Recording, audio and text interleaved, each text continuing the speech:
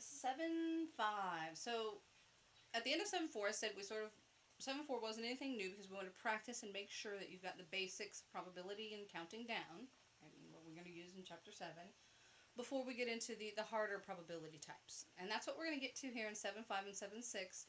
These are the more complex probabilities, the more challenging probability types. They're conditional probabilities, independent probabilities, tree applications, and then eventually Bayes' theorem in 7.6. And so this is when the probabilities get a little more challenging. And if you look at it, 7.5 is a monster section. Right, there are three main parts to it, three big parts to it.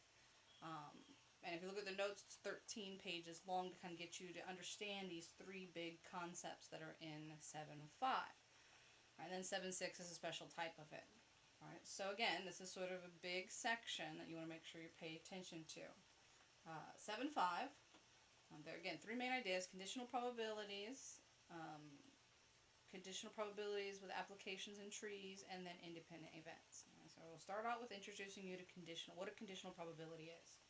Alright, so part one, what is a conditional probability and how does it affect our probabilities? Well, a conditional probability means that some second event, some event B, and it doesn't necessarily have to be a second event, it's just an easy way to think about it, but event B takes into account that event A has either already happened, right, we've done event A already, or event B is taken into consideration that I'm only looking at group A. So instead of looking at all of my outcomes, right, instead of looking at the big rectangle, if we're thinking of it in terms of a Venn diagram, I'm assuming that event A has already occurred, or I've narrowed it down to that's my condition. I want to look only at circle A. So I'm no longer looking at my universal set, I'm only looking at circle A.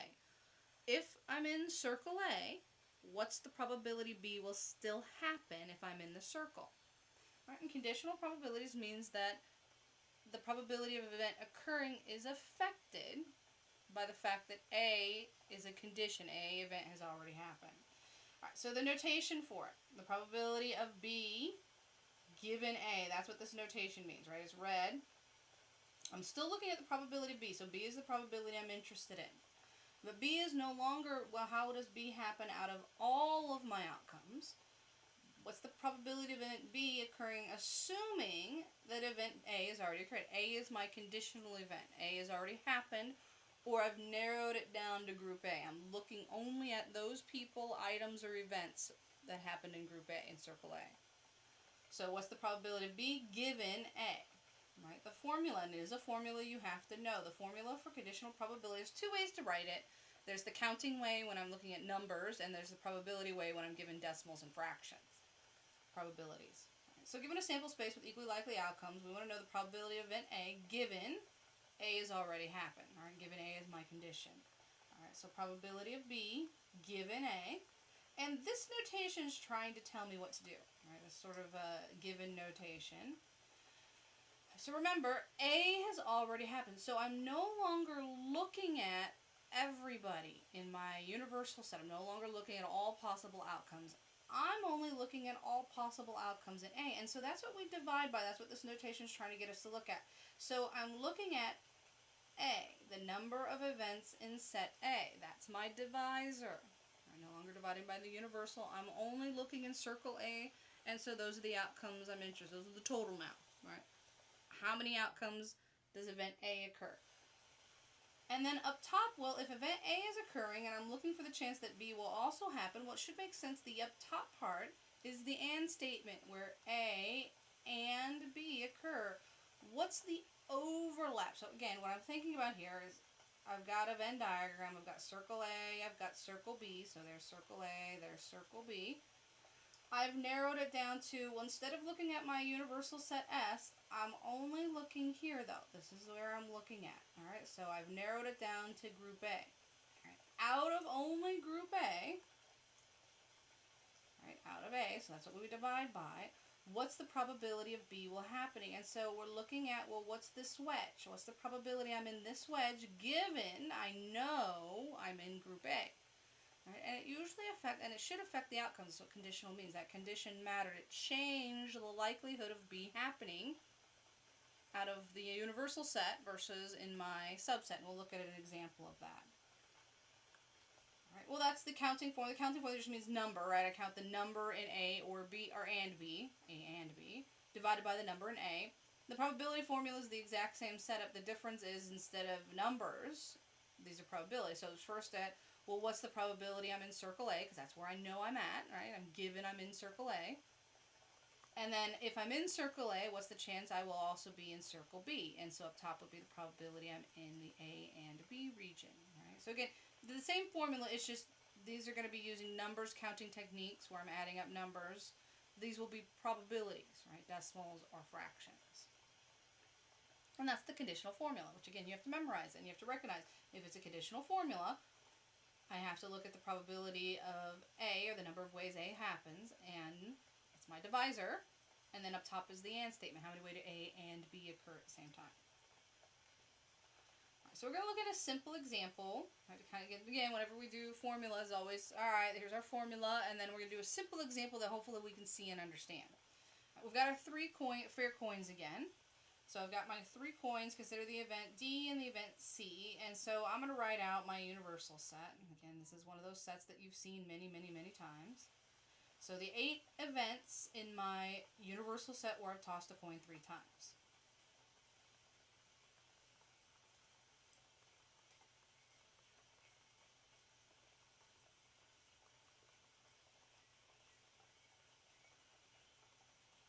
Alright, so there's my 8 outcomes. Make sure 1, 2, 3, 4, 5, 6. Alright, then I have subset D and subset C. Alright, I'm going to list those here as well because those are the ones I'm going to be looking at. Alright, so D is the event at least 2 heads. So 2 or more means 2 or 3. So all of the outcomes. So basically it's these first 4 outcomes. Heads would be the more, and then 2 heads.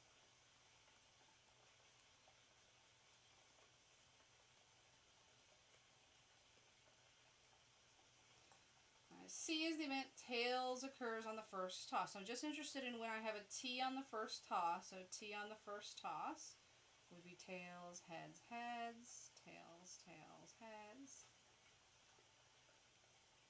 tails, heads, tails, and all 3 tails. All right, there's also 4 in that one. All right, make sure I got them all. Tails, heads, heads, tails, tails, heads, tails, heads, tails, tails, tails, tails.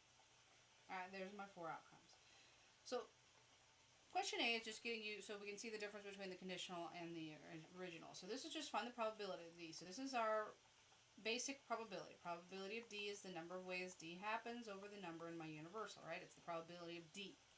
Meaning out of all outcomes, what's the chance D will occur? Well, there were 4 chances of D, right? 4 outcomes in D out of my 8. And so 1/2 are 0.5. Alright, so there's a 50% chance that you'll get at least 2 heads when you toss a fair coin 3 times, based on my outcomes. Alright, so that's the basic probability. Now the conditional probability. Find the probability. So I'm still looking at the probability of D, but this time we're given something has already happened. So probability of D given C. Right? Remember what C was, the event that tails. So suppose I did my first flip. Right? I flipped my very first coin and it came up tails, right? Tails on the first toss. Well, if that's happening and I still have 2 more flips left, what's the probability that I still get 2 heads, right? At least 2 heads. Well, that probability will be affected, right? It's affected by my event C, that I got tails on the first toss. So event C has already happened, so it's the number of ways event C will occur.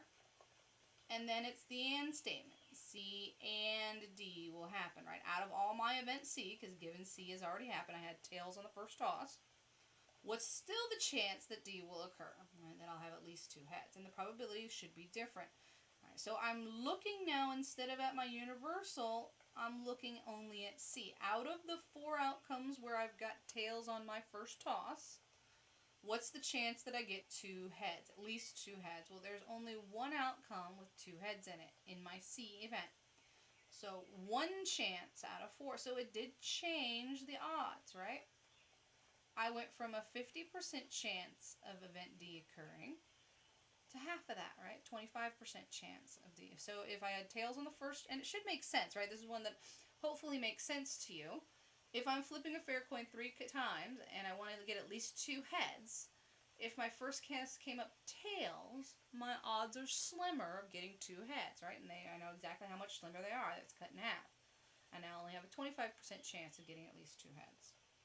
Alright, so that's the conditional probability.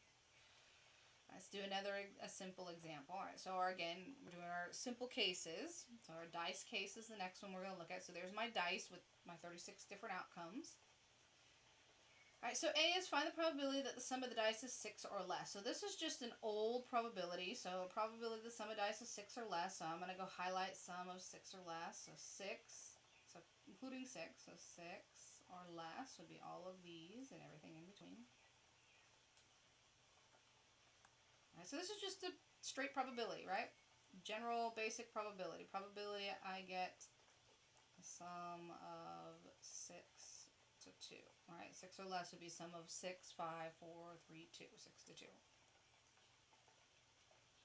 That's the number of ways my event happens over number in my universal. And so there are 36 outcomes. Out of my 36 outcomes, how many ways do I get a sum of 6 or less? So I got to count 15. So I got 15 out of 36, and then I'll find the decimal approximate. Alright, so about a 42, almost a 42% chance. Alright, 41.7% chance. Alright, that's basic probability. Now the conditional probability. Find the probability of the sum of the dice. So I'm still looking for what are the odds I get a sum of 6 or less. But this time I'm given a condition. Alright, suppose I've rolled the dice or one of the dice and a 2 came up, right? So what's the odds if I know a 2 has popped up? So given that at least one die shows a 2. So probability, I get a sum of 6 or less, given we rolled at least 1, 2. Well, it's a condition, right? We put a condition on it. It's not all outcomes anymore. It's only outcomes where I've rolled at least a 2. So when I divide, it's the number of outcomes where I've rolled at least one number 2 out of number of ways both of those things happen. I just don't feel like writing it out. Alright, so the and statement between both of those. Alright, so I've got to figure out, well, how many ways did I roll 2? And out of all of the ways to roll a 2, how many of them were a sum of 6 or less, right? And so I'm going to go up here. I'm going to circle all of the ones that have a 2 in it. So these are all of the outcomes that I've rolled a 2, and so I count those, so there are 11. And then the overlap would be these. Right, out of those 11 outcomes, 7 of them, so again, I'm only looking at the 11 where I've highlighted. I don't care about anybody else. I'm only looking at those with a 2, so I know I've rolled a 2. Alright, so out of the 11 outcomes where I've rolled a 2, 7 of them had a sum of 6 or less, right? They overlap between the blue and inside the red area. Alright, so it'd be 11. I don't know why I made my fraction so big.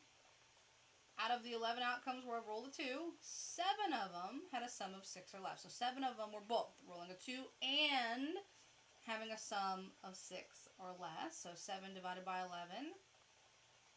Again, the probability changed. The odds went up. When it was looking at all outcomes possible, I had about a 42% chance. Well, when I was looking at the outcomes where I've rolled a 2, right, I've given the conditional event where I rolled a 2, the odds changed, right? My odds went up by about 20%, right? I have now about a 63% chance, a little over a 63% chance. Alright, and so that's the conditional probabilities. Alright, so we're going to stop there. So that's just the basic. We're going to, the next set of videos will just be more examples based on conditional probabilities. So the next set of notes will be that. So again, this is just introducing you to conditionals, and now we're going to practice it in the next video. So we'll practice more examples in the next video.